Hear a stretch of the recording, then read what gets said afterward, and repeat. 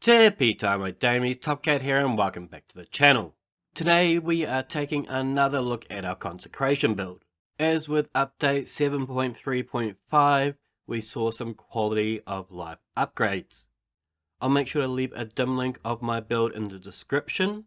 Make sure to thumb it at any point if this helps. That said, we're going to start with our exotic, as this patch will affect it too. Naturally, we're using the Pyrogale Gauntlets. This has two uses. Firstly, this modifies our Burning Maul into a single high damaging slam of your hammer that creates 3 cyclones of flame.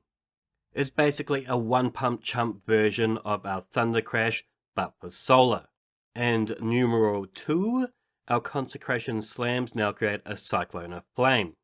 This may be tiny, but this little roaming sunspot can clean up your table scraps. You'll need firstly to equip the Consecration aspect. This will allow us to slide, leap, and slam. This throws out a wave of Scorch, then ignites it. So in this patch they increase the range, height, and speed. Might as well be a brand new baby. Before Scorch Wave went out 18 meters, but the Ignition Slam only went out 16. Which is daft, as to use it safely but effectively, you would want your main target to sit around that 14 meter mark. Now though, they've pushed them both out to 20 meters, giving us more wriggle room and more carnage. They've increased the height of the ground slam detonation by 1 meter, making it better at collecting hovering, floating, and jumping targets. They increased the travel speed of our Grand Slam follow.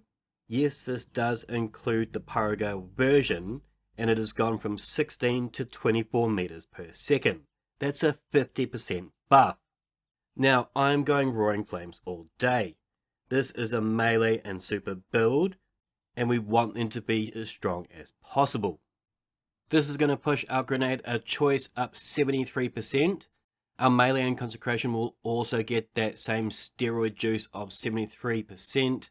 I'll get to the super in a second. I just wanted to highlight here, although nerfed, the hands-on mod still does a great job at getting you super through melees. Watch their super bar go from 10% to 90% with just one slam.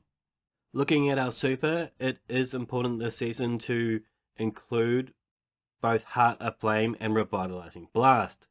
It tops out all our solar supers, beating the Nighthawk, the Dawn Chorus, and Star Eater Scales all juiced up. Burning Maul tops out at 810,000. Yes, it may require more setup, but this build starts at a rolling boil, so that big damage will come easy enough when prepared. We use the Hellfire Trinity. This is Ember of Ashes, Ember of Eruption, and Ember of Char. More Scorch, Ignite more, Scorch more. This is also going to have a knock-on effect to our weapons, making Incandescent a very wise pick with this build. This in turn will also help keep our Roaring Flames ticking over. Our fourth fragment is Ember of Searing. It's vital on Consecration builds, as when we defeat scorched targets we are granted melee energy. It also gives us a fire spray, which in turn gives us a third of our grenade charge.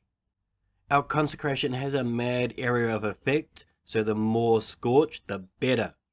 And with as little as 3 kills, we can get our melee back instantly. Granted, this comes down to the level of enemy killed.